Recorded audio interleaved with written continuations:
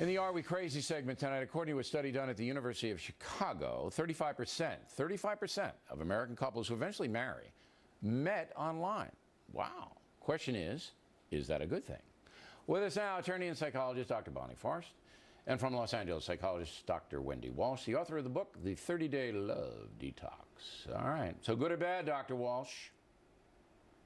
Well, I think it's a lot better than choosing your mate through the distortion of a martini in a singles bar based on their legs. I mean, really, that was the tradition, right? So using online dating... Let me stop you right there. Why couldn't you be distorted with a martini on the internet?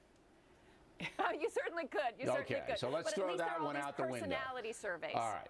So what we have here is we have a machine that's basically bringing two people together. And you think that's a good thing? I think it's better than what we had. However, this doesn't guarantee a happier marriage or a longer marriage, because we have this illusion in our culture right now that the key to successful marriage is choosing the perfect partner, when actually it's about being the perfect partner, having good relationship skills. And so many kids today, or kids, young adults, are children of divorce. Okay, but and the way they learn to resolve conflict is to leave. Why is the internet introduction better than what you had? Why?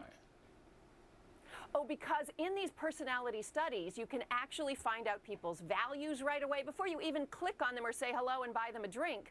You know what their values are. I see. Okay, because everything is in front of you. You know if they drink. That's kind of clinical, though. All right. No. It is. I say no way. I say it's no better than a bar, Bill. You know, I think the issue is that you get these online dating sites, and they give you the illusion that they're thinking about this scientifically. They look at things like, is the person agreeable? Is the person optimistic? Those aren't necessarily things that contribute to a long-term relationship. But how would the internet site even know that? Everybody lies on these things, don't they? Exactly right. You're not going to say, look, I'm a sociopath and I enjoy killing animals. Well, I mean, you're not going to have that. Exactly. Well, maybe on some websites you would, but not on these. No, I think that's right. And I think one of the other things, look, is it a great way to meet 200 people at one shot? You're not going to meet that many people in a bar. And it's cheaper, too. Absolutely. Right, you don't have to buy drinks. You can have them, but you don't have to buy them. Well, maybe that's a bad All right, so you are mixed and cautious about it, whereas Dr. Walsh, you're more bullish on the internet meeting site. Okay.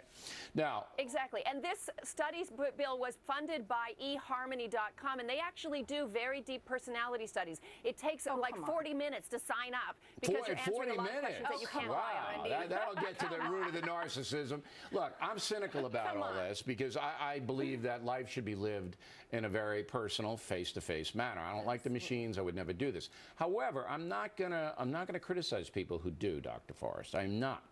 Because if it works for them, if they can rise into a comfort level on the internet and then meet someone in person, and it makes it a little bit easier because people are shy and some of them are insecure, and if this can help them, then I think it's a positive. It's just on the individual, correct? I think you're absolutely right there, and I bet Wendy would agree with us.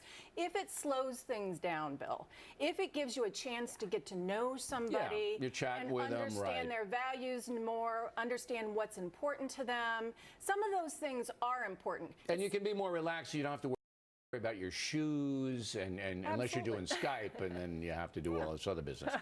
But I do not think when the next study is done 5 years or 10 years from now about all the people who got married on the internet, I think you're going to see the same kind of divorce rate and the same kind of problems that you saw in the traditional way of meeting people. Because up until after World War II, it was a lot of the marriages were arranged marriages in the USA. It was like, you're going to marry this one because of the families, and that happened all over the place. Well, I think you're right, and it also they have a lower divorce rate. Well, but Wendy, this doesn't choose on the things that actually predict. We know what predicts a good relationship long term. How you handle conflict, for example. They aren't rating people on that. Now, when you get that study and you start looking at those factors, then I think we can start prediction. I think what the prediction is are you a good person and are you marrying another good person? But it's easily, you can be easily fooled in that situation. All right, ladies, as always, thank you. When we come right back, Ms.